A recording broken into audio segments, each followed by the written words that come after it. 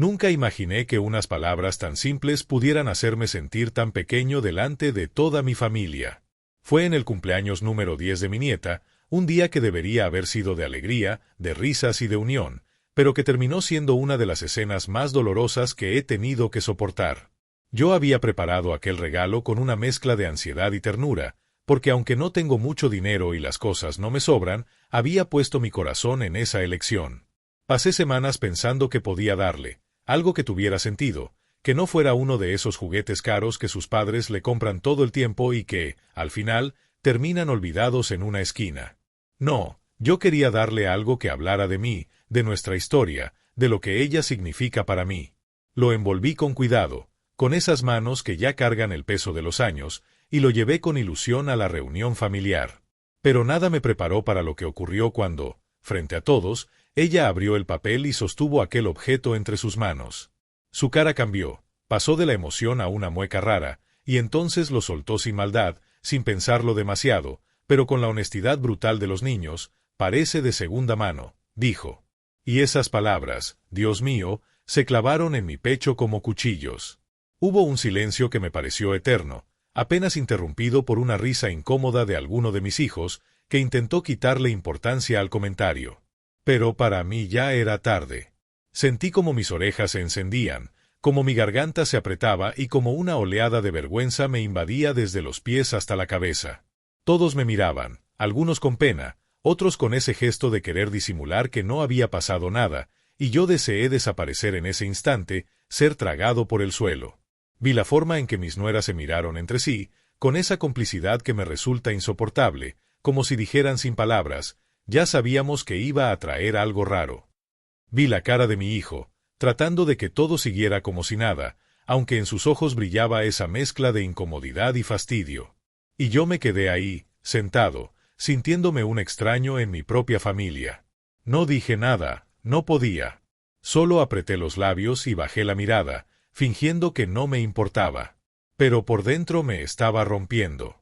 Porque no era un simple regalo, no era un objeto sin valor. Era algo que tenía historia, que había pertenecido a alguien importante para mí, y que yo quise entregar a mi nieta como símbolo de amor, de memoria y de continuidad. Ella no lo sabía, claro, y tampoco tenía por qué entenderlo en ese momento. Era una niña. Pero la crueldad de su inocencia me dejó expuesto, desnudo frente a todos. Recuerdo que en ese instante escuché el sonido de las cucharas, los murmullos que intentaban retomar la normalidad, las bromas forzadas para pasar página. Pero yo ya no estaba ahí. Mi cuerpo seguía sentado, con la sonrisa tensa, pero mi mente había retrocedido a otros tiempos, a las veces en que me hicieron sentir que lo que daba nunca era suficiente. Porque esa frase, parece de segunda mano, no era nueva para mí. Era como un eco de tantas acusaciones, de tantas veces en que me señalaron por no tener lo mejor, por dar siempre lo que estaba a mi alcance, que nunca fue mucho. Esa noche, al volver a casa, me quedé mirando mis manos, pensando en el regalo y en cómo todo se había torcido tan rápido. Pensé en quedarme callado para siempre, en no volver a intentar acercarme. Pero algo en mí se resistía. Había una verdad detrás de ese objeto, un significado que nadie vio, y que tarde o temprano tendría que salir a la luz. Porque ese regalo no era un simple capricho, era un pedazo de mi historia, y yo no iba a permitir que se quedara reducido a una burla infantil. Un regalo cargado de recuerdos. La verdad es que no lo compré en una tienda elegante ni lo pedí por internet en cuotas como hacen mis hijos cuando quieren aparentar. Lo encontré una mañana fría, en el mercado de pulgas de la calle lateral a la vieja estación, sobre una manta llena de cosas que parecían olvidos más que objetos. Era una cámara instantánea vieja, con el cuero gastado en los bordes y un brillo tímido en el lente, como si todavía tuviera algo para decir. El vendedor me juró que funcionaba a ratos, que con suerte disparaba, que a veces el papel salía atascado. Me miró casi pidiendo disculpas y yo no lo culpé, porque cuando la tomé en las manos sentí ese peso que no es solo metal, es historia, es tiempo acumulado en cada arañazo.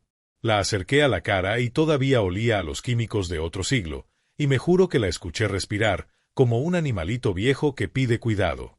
La pagué regateando lo justo, no por tacaño, sino porque me quedaban pocos billetes y sabía que todavía me esperaba lo más caro, la película. Caminé con ella pegada al pecho como si fuera algo frágil, y en el bus la sostuve con ambas manos y la miré de reojo, orgulloso y nervioso, pensando en mi nieta, en su forma de mirar el mundo rápido, con el dedo inquieto, deslizando pantallas, borrando fotos perfectas solo porque hay otra más perfecta todavía. Yo quería darle otra manera de mirar, un ritmo distinto, algo que la obligara a elegir el momento, a esperar, a aceptar que el resultado puede fallar, que lo importante no es el filtro sino el latido que queda congelado. Me pasé la tarde limpiando la cámara con un cepillo pequeño, saqué el polvo de las rendijas, pulí el lente con una camiseta vieja y me quedé un buen rato jugando a encuadrar la ventana, la silla, mi propia mano abierta, como si volviera a aprender a sostener una herramienta que se parece a la memoria. Al día siguiente fui al centro a buscar cartuchos, y ahí fue donde me dolió el bolsillo de verdad. Nunca pensé que un paquete de película costara tanto, y tuve que vender el taladro que apenas usaba para completar, y no me arrepentí. Compré 2 paquetes y el hombre de la tienda me explicó lo básico como si yo no supiera nada, y la verdad es que yo no sabía nada, pero asentí con esa dignidad tonta de quien finge control. Volví a casa con la cámara y abrí el primer paquete con cuidado, metí el cartucho como si estuviera cargando un secreto y apunté a la pared. El primer disparo sonó hermoso, un clic seco y una vibración leve, después salió la foto con ese aliento de máquina antigua, y yo me quedé mirando el rectángulo blanco que se iba manchando de gris de a poco. Hay algo en ese momento que me agarró del pecho, porque el tiempo se hace visible, no es automático, y pensé en mi nieta esperando, mirando cómo aparece una imagen que todavía no sabe, y me pareció un regalo más grande que una caja brillante. Practiqué con 3 fotos más, luego guardé la cámara y me senté a recordar por qué me había pegado tanto esa idea. Cuando mi hijo era chico, yo no tenía ni cámara ni dinero ni cabeza, y de su infancia me quedaron recuerdos rotos, escenas a medias que se disuelven si las aprieto mucho. Me pesó siempre no haber congelado más momentos, no por coleccionarlos, sino por saber que estuvieron, por poder mostrárselos sin tartamudear. Por eso la cámara era más que un aparato viejo, era la posibilidad de que mi nieta empezara su propio archivo, de que eligiera qué guardar y de que aprendiera a escuchar el silencio entre un clic y otro. Antes de envolverla, quise que fuera suya de verdad, así que busqué una correa decente, no pude pagar una nueva, entonces usé una tira de cuero que había guardado desde que se murió mi madre, una pieza de su bolso favorito que yo nunca tiré por superstición o cariño, no sé, la limpié, la corté y la cosí con hilo resistente. Al terminar, pasé los dedos por la costura y sentí que mi madre estaba tocando esa cámara también, que la estaba bendiciendo a su manera. Quizá es una tontería, pero me calmó pensar que algo de ella iba a acompañar a mi nieta a donde fuera que apuntara. Escribí una notita que no llegué a leer en la fiesta, la tengo todavía en el cajón, para que mires despacio y encuentres lo que los demás pasan de largo. Me ensayé frente al espejo como iba a contarle la historia, sin aburrirla, sin sonar a abuelo melancólico. Le iba a decir que cada foto vale porque cuesta, que el error también se guarda, que a veces lo borroso es lo que más dice, y que cuando no está segura, mejor no dispares y escucha. Yo sé que para un niño de hoy eso suena a sermón, pero pensé que quizás se le quedaría algo, una semilla. Esa noche me acosté tarde, con la cámara envuelta en papel sencillo y un moño torcido que hice yo mismo, y antes de apagar la luz me prometí algo que me pareció tonto pero necesario. Si a ella no le gustaba, igual yo iba a estar en paz, porque lo había dado con todo. No imaginé que el golpe vendría en forma de risa nerviosa y esa frase que me partió en dos, parece de segunda mano. No puedo negar que lo es, pero también es de segunda vida, de segunda oportunidad, y eso era lo que yo quise entregarle, aunque nadie lo viera. La risa incómoda. Cuando escuché esa frase salir de su boca, parece de segunda mano. Sentí que el tiempo se detuvo y que el aire de la sala se volvió demasiado espeso para respirarlo. Ella la soltó con naturalidad, con esa honestidad brutal que solo los niños tienen, sin maldad, pero con un filo que me atravesó como una cuchilla. La cámara quedó en sus manos apenas unos segundos, después la dejó sobre la mesa como si fuera un juguete cualquiera, y entonces vino lo peor, las reacciones. Primero fue un silencio corto, de esos que pesan más que cualquier palabra. Nadie supo qué decir, nadie se atrevió a defenderme. Luego alguien, no sé si fue mi nuera o una de las tías, soltó una risa nerviosa, como buscando que todo se disolviera en un chiste, pero en vez de suavizar la tensión, me pareció que amplificaba mi vergüenza. Esa risa fue como una bofetada disfrazada de simpatía. Mis ojos se movieron rápido entre las caras de los presentes. Mi hijo mayor evitaba mirarme, fingía ocuparse en cortar la torta, pero yo lo conozco demasiado, sé leer su incomodidad, sé cuando se siente avergonzado de mí. Mi otra nuera, la que nunca disimula, me clavó los ojos con una sonrisa forzada, esa sonrisa que huele a juicio, como diciendo, ya sabíamos que ibas a traer algo raro, algo fuera de lugar. Mi nieta, ajena a la tormenta, ya estaba distraída con otro regalo más brillante, más moderno, y la cámara quedó arrinconada, olvidada, como si nunca hubiera importado. Yo tragué saliva y quise hablar, quise explicar la historia detrás de ese objeto, decirles que no era cualquier cosa, que había una razón profunda para haberla elegido, pero mi garganta estaba cerrada, y cada palabra que intentaba subir se ahogaba en un nudo de vergüenza. Me limité a esbozar una sonrisa que no era sonrisa, más bien una mueca de alguien que quiere aparentar que no le afecta. Pero claro que me afectaba, me estaba destrozando por dentro. Sentí el calor subir a mis orejas, y noté como mis manos, que descansaban sobre mis rodillas, empezaban a temblar. Alguien dijo en voz baja, casi como disculpando a la niña, ya sabes cómo son los chicos, hablan sin pensar. Y esa frase, en vez de consolarme, me hizo sentir aún peor, porque no era solo un chico hablando sin pensar, era mi nieta, y aunque ella no lo supiera, sus palabras llevaban consigo el peso de todas las veces que me hicieron sentir poco, de todas las ocasiones en las que mis gestos fueron reducidos a nada.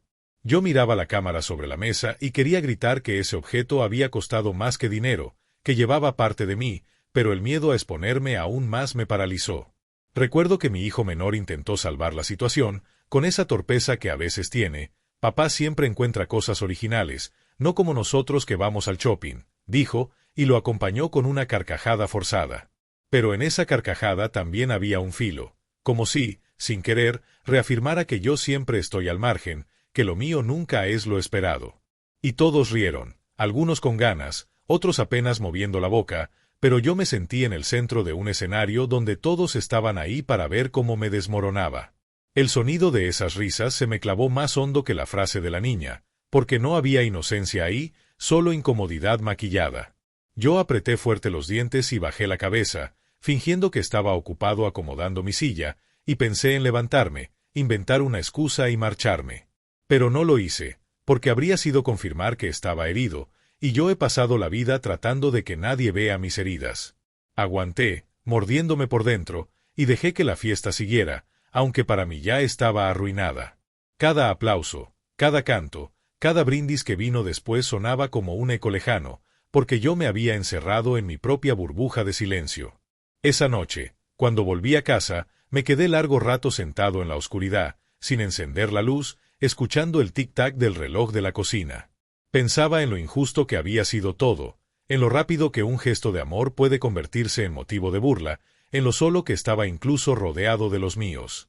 Y entonces me pregunté si tal vez había sido un error, si nunca debía haberles dado nada, si mi papel era simplemente estar en un rincón y callar. Pero al mismo tiempo, una parte de mí se resistía, porque yo sabía lo que esa cámara significaba, y me negaba a aceptar que la redujeran a un chiste incómodo. El dolor seguía latiendo, mezclado con rabia, con tristeza y con una certeza amarga. Esa no sería la última vez que me hicieran sentir así. Heridas que nunca cerraron. Esa noche, cuando apagué la luz y me quedé en la cama mirando el techo, sentí que aquella frase de mi nieta había abierto una caja que yo llevaba cerrada desde hacía años. No era solo lo que dijo, ni la risa que vino después, era todo lo que esa escena removía en mi interior, como si me hubieran desgarrado una costra vieja y ahora la herida volviera a sangrar. Porque la verdad es que siempre cargué con esa sensación de no ser suficiente, de que todo lo que hacía o daba se quedaba corto frente a las expectativas de los demás. Desde joven me acostumbré a vivir con poco, a inventar con lo que tenía, a arreglar cosas que otros tiraban, a dar valor a lo que los demás llamaban basura. Y esa costumbre, que para mí era dignidad y resistencia, para los que me rodeaban siempre fue motivo de burla, de comentarios disfrazados de chiste, de miradas que me dejaban claro que estaba un paso atrás. Recuerdo, por ejemplo, cuando mis hijos eran pequeños y yo trabajaba hasta el cansancio para que no les faltara nada. Sus compañeros llevaban zapatillas de marca, juguetes de moda, y yo apenas podía comprarles versiones más baratas o arreglar lo que se rompía. Más de una vez escuché a mi exesposa decir frente a ellos, «Tu padre hace lo que puede», con ese tono entre lástima y reproche que se me clavaba como un puñal. Y aunque lo que yo podía era poco, lo daba todo, hasta el último centavo, hasta las últimas fuerzas. Pero el eco que me quedó de aquellos años fue el mismo: nunca era suficiente. Con el tiempo me convencí de que ese era mi papel en la vida: estar siempre a medio camino, hacer esfuerzos invisibles que nadie reconocía. Cuando mis hijos crecieron y comenzaron a trabajar, noté que preferían ocultar de dónde venían, como si mi forma de vivir fuera algo que les avergonzaba. Una vez, en una reunión, escuché a uno de ellos decir que había aprendido por su cuenta a arreglar cosas, como si no hubiera pasado horas mirándome soldar, martillar, improvisar soluciones. En ese momento no dije nada, solo sonreí, pero por dentro sentí que me estaban borrando, que yo no existía en su relato. Lo mismo me pasó con mi exmujer.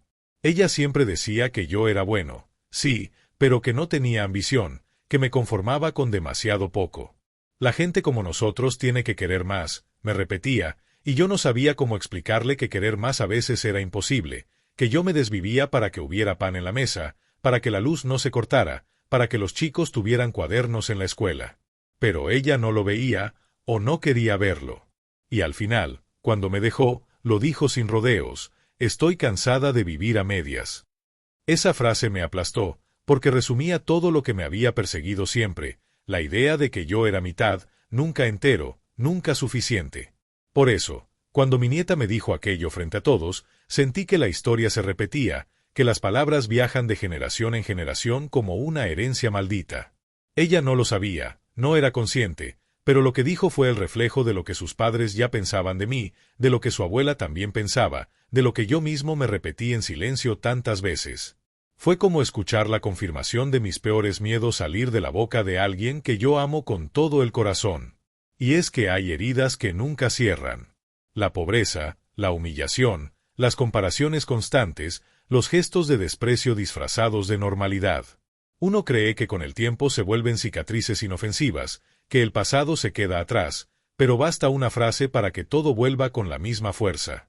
Yo recordé cuando en la adolescencia me invitaron a una fiesta y me presenté con una camisa prestada que me quedaba grande. Recuerdo las risas, recuerdo el comentario cruel de un compañero que dijo que parecía recogido de la basura.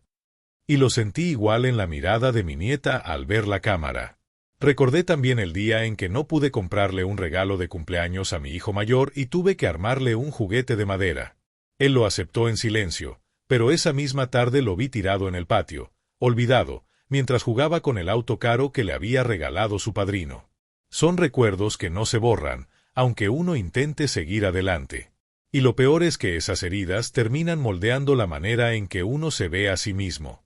Yo me miro en el espejo y a veces veo a un hombre derrotado, que se esfuerza en dar amor envuelto en cosas que los demás nunca valoran. Y aunque sé que tengo valor, que mi vida no ha sido en vano, la voz de quienes me señalaron siempre resuena más fuerte que la mía. Aquella noche comprendí que el regalo no era lo importante, sino lo que representaba. Lo que me dolió no fue la cámara en sí, sino lo que todos interpretaron con ella, que sigo siendo el mismo de siempre, el que trae cosas viejas, el que nunca está a la altura. Y esa sensación me hundió más de lo que quisiera admitir. El peso de la vergüenza. Desde esa fiesta llevo conmigo un peso que me oprime el pecho y no me deja respirar tranquilo. No es solo el recuerdo de la frase de mi nieta, sino todo lo que vino después, las miradas, los comentarios que parecían inocentes pero escondían juicio. Me persigue la imagen de la cámara sobre la mesa, apartada como un objeto inútil, y cada vez que la recuerdo siento la misma punzada de vergüenza que me atravesó esa tarde. La vergüenza es un enemigo silencioso, no grita, no golpea, pero te va comiendo por dentro hasta que te convence de que no vales lo suficiente.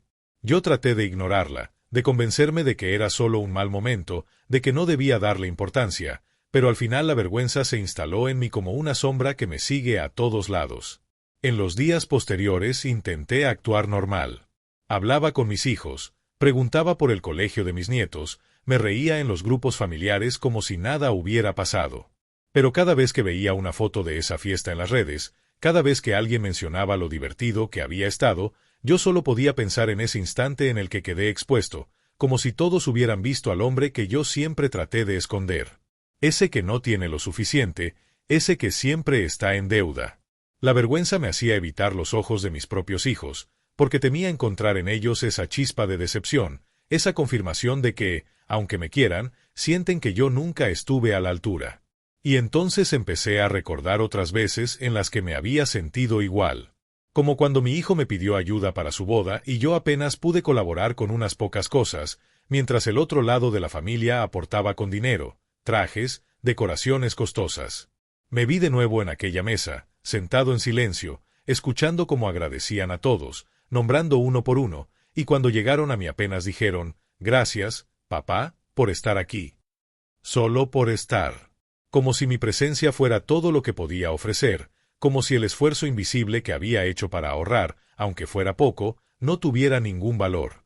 La vergüenza no solo me afecta cuando estoy con ellos, también me acompaña en soledad. Voy por la calle y me descubro mirando vidrieras, viendo objetos caros que sé que no puedo pagar, y en vez de aceptarlo con naturalidad, siento que me acusan, que me recuerdan que sigo siendo aquel hombre que nunca llegó más lejos. Miro a los demás padres, con sus coches nuevos, sus relojes brillantes, y me pregunto si alguno de ellos carga con la sensación de ser insuficiente, o si es solo mi condena. Lo peor de la vergüenza es que te roba la voz. Yo quería contar la historia detrás de la cámara, quería explicar por qué ese regalo tenía un valor inmenso, pero no lo hice, porque la vergüenza me tapó la boca. No pude decirles que esa cámara era un puente entre generaciones, que en ella estaba la memoria de mi madre, que había vendido mi herramienta más útil para poder comprarle las películas. No pude, porque sentía que nadie iba a escucharlo, que cualquier cosa que dijera iba a sonar como excusa. Y entonces me quedé callado, como tantas otras veces. Ese silencio me mata, porque después me reprocho no haber hablado, no haber defendido lo que soy y lo que doy. Pero ¿cómo hablar cuando ya estás condenado antes de abrir la boca? Yo vi en sus caras la sentencia, otra vez papá con sus cosas usadas.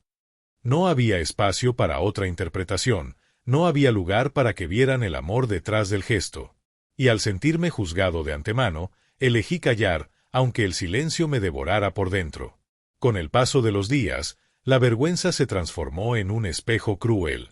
Me miraba al despertar y veía a un hombre vencido, con los hombros caídos, como si llevara encima una carga demasiado pesada. Y ese reflejo me dolía más que cualquier palabra. Porque no era solo lo que los demás pensaban de mí, era lo que yo mismo empezaba a creer. Que quizás sí soy ese hombre de segunda mano, que nunca logra brillar, que nunca alcanza. Y sin embargo, en lo más hondo, había algo que me empujaba a no rendirme. Un murmullo que decía que mi historia no podía reducirse a una burla, que yo tenía derecho a ser escuchado. Pero todavía no sabía cómo, ni con qué fuerzas. Lo único que sabía era que no quería que la vergüenza fuera el final de mi relato. La conversación inesperada. Pasaron varios días después de la fiesta y yo seguía con ese nudo en la garganta, esa mezcla de rabia, tristeza y vergüenza que me acompañaba hasta en los momentos más simples, como cuando iba al almacén a comprar pan o cuando me quedaba sentado en el parque mirando a la gente pasar. No lograba sacarme de la cabeza la imagen de mi nieta diciendo aquella frase, ni la risa incómoda de los adultos, ni la cámara sobre la mesa como un objeto sin dueño. Sentía que el silencio me estaba matando, que necesitaba hablarlo con alguien, aunque fuera para vaciar el veneno que se me acumulaba por dentro. Pero yo no soy de hablar, nunca lo fui. Aprendí a tragarme las cosas, a poner buena cara, a no molestar con mis dolores. Y sin embargo, aquella tarde, cuando mi nieta vino a visitarme sola con su mochila del colegio, entendí que el momento había llegado sin que yo lo buscara. Ella entró corriendo, me dio un abrazo rápido y dejó sus cosas tiradas en el sillón. Yo la miré y sentí una punzada en el pecho, porque todavía me dolía lo que había dicho, aunque sabía que no lo había hecho con maldad. Me preparé un café y le ofrecí un vaso de jugo, y nos quedamos en la mesa, ella sacando papeles y colores, yo mirando sin saber por dónde empezar. No sé qué me empujó, si el silencio o el cansancio, pero le pregunté directo, ¿te acuerdas del regalo que te di en tu cumpleaños? Ella levantó la cabeza, dudó un segundo, y después sonrió con esa inocencia que me desarma. Sí, el aparatito raro que hace fotos. Yo asentí, respiré hondo y le dije, ese aparatito raro lo busqué para ti con mucho cariño, no fue algo cualquiera.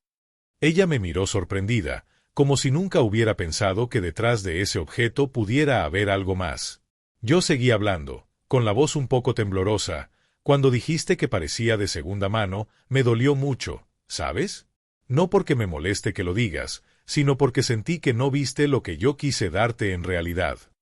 Ella bajó la cabeza, y con esa voz bajita que usan los niños cuando sienten que hicieron daño, me respondió: lo dije sin pensar, abuelo, perdón. No quería hacerte sentir mal. Y esas palabras, tan simples, me atravesaron.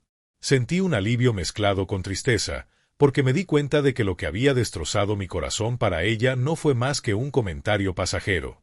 Ella no llevaba la intención de herirme, pero yo cargaba con tantas heridas viejas que una sola palabra bastaba para abrirlas. No quise que el momento se quedara en disculpas. Le conté la historia detrás de la cámara, cómo la había encontrado, cómo la había limpiado y preparado, cómo había usado una correa de cuero que perteneció a su bisabuela. Le dije que ese regalo era más que un objeto, era una forma de invitarla a mirar el mundo con calma, a elegir qué recordar. Ella me escuchaba con los ojos bien abiertos, en silencio, como si por primera vez entendiera que los regalos no siempre vienen de una tienda, que a veces traen pedazos de vida. Cuando terminé, se levantó de la silla y me abrazó. Fue un abrazo torpe, rápido, pero me sostuvo lo suficiente para que yo sintiera que valía la pena haberme atrevido a hablar. Esa conversación no borró la vergüenza que sentí en la fiesta, ni las cicatrices que llevo de toda la vida. Pero me dio una chispa de esperanza. Me demostró que, aunque a veces me sienta invisible o insuficiente, todavía hay espacio para que me escuchen, para que comprendan lo que pongo en cada gesto. Y lo más importante, me hizo darme cuenta de que a veces soy yo mismo el que se calla demasiado, el que permite que la vergüenza me hunda. Mi nieta no tenía la culpa de todas mis heridas pasadas, y tal vez esa cámara, ese objeto que parecía insignificante para todos, era el inicio de un puente entre nosotros. Esa tarde terminamos sacando un par de fotos con la cámara. Ella se rió al ver cómo la imagen aparecía de a poco, como si la magia estuviera escondida en el papel. Yo la miraba y pensaba que quizá, solo quizá, había valido la pena todo el dolor, porque por fin ella estaba viendo lo que yo había querido mostrarle desde el principio, que las cosas más valiosas no siempre brillan, pero tienen memoria, tienen alma. La verdad detrás del regalo. Siempre pensé que los objetos guardan un alma invisible, una especie de eco de quienes los tocaron antes, de los momentos que presenciaron, y esa cámara era justamente eso, un trozo de memoria tangible que no merecía ser olvidado en una caja polvorienta. No la elegí al azar, ni porque fuera barata, ni porque no pudiera comprar otra cosa más moderna. La elegí porque llevaba conmigo un pedazo de historia que quería compartir con mi nieta, una parte de mi vida que nadie conoce porque nunca me detuve a contarla. Y esa verdad, la verdad detrás de aquel regalo, era más fuerte que cualquier burla o cualquier sonrisa incómoda. Esa cámara perteneció, mucho antes de llegar a mis manos, a un hombre que conocí en mis años de juventud, cuando yo trabajaba de aprendiz en un taller mecánico. Él era fotógrafo aficionado, un vecino del barrio que venía a menudo a arreglar su viejo coche, y cada vez que aparecía me enseñaba fotos que había tomado, retratos de su esposa, paisajes del río, escenas sencillas de la calle. Yo me quedaba fascinado mirando cómo capturaba la vida en pedacitos de papel. Un día, mientras reparábamos su auto, me dejó probar su cámara. Recuerdo el temblor de mis manos, el sonido del clic, la sensación de haber atrapado un instante que ya no se me escaparía jamás. Fue la primera vez que entendí lo que significaba congelar la memoria. Con los años, ese hombre murió, y su familia vendió muchas de sus cosas. La cámara se perdió, y yo nunca volví a verla hasta aquel día en el mercado de pulgas. Cuando la vi, supe de inmediato que era la misma, por los detalles en el cuero, por una pequeña marca cerca del lente.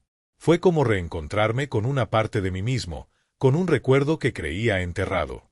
Y entonces entendí que no debía quedármela para mí, que debía entregársela a alguien que pudiera darle nueva vida. Esa fue la razón por la que pensé en mi nieta. Porque ella representa el futuro, la posibilidad de que algo de mí continúe más allá de mis manos gastadas. Quise que, al tomar una foto con esa cámara, entendiera que cada imagen es única, que no se borra con un dedo ni se repite 10 veces hasta quedar perfecta. Quise que aprendiera el valor de esperar, de aceptar la imperfección, de descubrir belleza en lo inesperado. Esa era mi verdad, no regalarle un objeto viejo, sino una manera de mirar el mundo. Pero en la fiesta nadie lo entendió. Nadie sabía la historia, nadie conocía el significado, y yo me quedé callado, atrapado entre la vergüenza y el miedo al ridículo. Solo después, cuando hablé con ella en mi casa, pude abrirme, y vi en sus ojos que algo de todo lo que le dije había quedado grabado. No necesito que lo repita ni que lo reconozca ahora mismo, me basta con pensar que algún día, cuando sea mayor, recordará a su abuelo entregándole una cámara con olor a tiempo, y entonces comprenderá lo que realmente le quise dar. Lo cierto es que esa verdad también me cambió a mí. Me di cuenta de que muchas veces me he dejado vencer por el juicio de los demás, por esa necesidad de aprobación que nunca llega. Siempre tuve miedo de ser el hombre de segunda mano, el que no encaja, el que no da la talla. Pero en el fondo, lo que tengo para dar no viene de una tienda ni de una tarjeta de crédito, viene de mis manos, de mis recuerdos, de mi forma de ver la vida. Y quizá eso valga más de lo que me atrevo a admitir. Esa noche, después de que mi nieta y yo probamos la cámara juntos, me quedé mirando las fotos sobre la mesa. Eran simples, su risa, su mano levantada, una maceta en la ventana. Nada espectacular, nada digno de revista, pero yo las vi como tesoros. Pensé que esas imágenes, algún día, hablarían por mí cuando ya no estuviera, y que la cámara, lejos de ser un objeto viejo, se había convertido en un puente entre generaciones. Esa era la verdad que nadie vio en la fiesta, y que me guardé hasta que tuve el valor de contársela. Quizá para el resto siga siendo un regalo de segunda mano, pero para mí es la herencia más pura que puedo dejar, la capacidad de mirar la vida con otros ojos, de encontrar valor en lo que los demás desechan, de no dejar que la prisa borre lo importante. Esa es mi verdad, y aunque no todos la entiendan, ya no me importa tanto. Porque al fin comprendí que lo que entrego no se mide en risas incómodas ni en marcas de fábrica, sino en la intención con la que doy. El eco del perdón. Todavía me cuesta explicar lo que sentí en los días posteriores a aquella conversación con mi nieta. Era como si un peso enorme se hubiera movido de lugar. No había desaparecido, no me había liberado del todo, pero se había corrido lo suficiente para que pudiera respirar sin sentirme ahogado. Lo que me dijo, ese simple perdón, abuelo, me había devuelto algo que creía perdido, la posibilidad de ser escuchado, de que alguien entendiera mis gestos más allá de las apariencias. Claro que la herida seguía ahí, porque las cicatrices de toda una vida no se borran con unas palabras, pero por primera vez en mucho tiempo no me sentí del todo invisible. Con el paso de los días, empecé a notar pequeños cambios. Mi nieta volvió a traer la cámara cuando vino a visitarme, y aunque no la usaba demasiado, me pedía que se la enseñara, que le mostrara cómo encuadrar, cómo esperar la imagen. La vi sonreír mientras agitaba una foto recién salida, la vi emocionarse cuando el papel empezaba a mancharse con colores, y en esos instantes entendí que mi regalo había encontrado su lugar. No fue inmediato, no fue en la fiesta frente a todos, pero había germinado en silencio, justo como yo lo había imaginado. Y aunque mis hijos no dijeron nada, aunque nunca me pidieron disculpas por las risas incómodas ni me preguntaron qué significaba realmente aquel objeto, algo en mí cambió la manera de mirarlos. Ya no esperaba que me entendieran del todo, ya no necesitaba esa aprobación que durante años perseguí como un mendigo. Aprendí que mi valor no se mide en lo que ellos esperan de mí, sino en lo que yo soy capaz de dar desde lo más honesto de mi corazón. Y eso, aunque tarde, fue un alivio. El eco del perdón no vino solo de mi nieta. También me lo di a mí mismo. Me perdoné por haber callado tantas veces, por haberme tragado mis historias, por haber permitido que las voces ajenas me definieran. Me perdoné por haber creído que lo mío no era suficiente, cuando en realidad lo poco que tuve lo convertí siempre en lo mejor que pude. Miré mis manos, gastadas, llenas de marcas, y por primera vez en mucho tiempo sentí orgullo en lugar de vergüenza.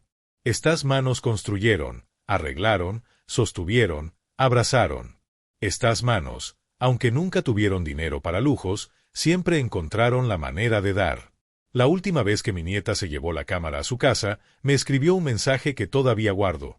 Abuelo, hice una foto en el parque, salió borrosa, pero me gusta porque parece que todo se está moviendo. Ese mensaje, tan simple, me llenó de lágrimas. Porque ahí estaba, en esas palabras, la semilla de lo que yo quería transmitirle, que no siempre lo perfecto es lo valioso, que incluso lo borroso guarda verdad. Y sentí que de algún modo ella lo había entendido. No puedo decir que todo cambió de la noche a la mañana. Todavía hay reuniones en las que me siento fuera de lugar, todavía escucho comentarios que me duelen, todavía me persigue esa sombra de ser el hombre que nunca tuvo lo suficiente. Pero ahora sé que no soy solo eso. Soy también el abuelo que entregó una cámara vieja cargada de historia, el hombre que encontró una manera de dejar un legado más profundo que un objeto de moda. Y aunque el mundo me mire como alguien de segunda mano, yo sé que lo que llevo dentro es de primera vida, la única que tengo, y la he dado con todo lo que soy. Quizá algún día, cuando yo ya no esté, mi nieta encuentre esas fotos que sacamos juntos, las mire y recuerde que hubo un abuelo que le enseñó a mirar despacio, a valorar lo imperfecto. Y tal vez en ese recuerdo haya perdón, haya comprensión, haya amor. Porque el eco del perdón no es un grito fuerte ni un gesto grandioso, es un murmullo que se queda dentro, que resuena en los momentos más simples y te recuerda que todavía tienes algo que ofrecer. Yo sigo aquí, con mis manos gastadas, con mis recuerdos pesados y mis heridas abiertas. Pero también con la certeza de que, aunque no todos lo entiendan, dejé algo valioso en su camino. Y eso, al final, es lo único que importa.